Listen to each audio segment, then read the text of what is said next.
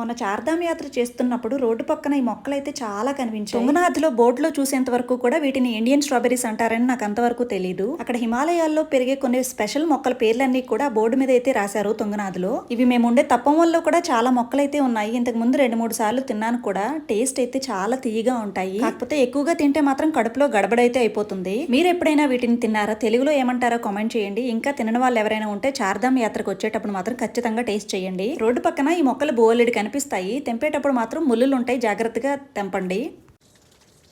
చాలా తీగున్నాయి. చార్ధామ్ యాత్ర చేసేటప్పుడు వీడియో తీద్దాం అనుకున్నాను కానీ కుదరలేదు. తప్పవని వచ్చి వీడియో తీస్తున్నాను. కిందటిసారి ఈ గులాబీ మొక్క వీడియో పెట్టేటప్పుడు ఇంకా కొన్ని మొగ్గలైతే ఉన్నాయి. ఇప్పుడు చూడండి పూర్తిగా వీడిపోయి చాలా పువ్వులు రాలిపోయాయి కూడా. ఈ వైట్ రోజ్ ఫ్లవర్స్ చూడండి ఎన్ని ఉన్నాయో. ఒక కొమ్మ పట్టుకుంటే మీకు ఒక బొకే ఈజీగా అయిపోతుంది. అంత గుత్తులు గుత్తులుగా ఉన్నాయి. కానీ ఒక్క పువ్వు కూడా ఎవరూ కోయలేదు. ముందు వీటి గురించి చెప్పేటప్పుడు ఎక్కడా అని అడుగుతున్నారు. ప్రతి వీడియోలో ఉత్తరాఖండ్ లో అని చెప్పడానికి సోదిలా ఉంటుందని చెప్పట్లేదు.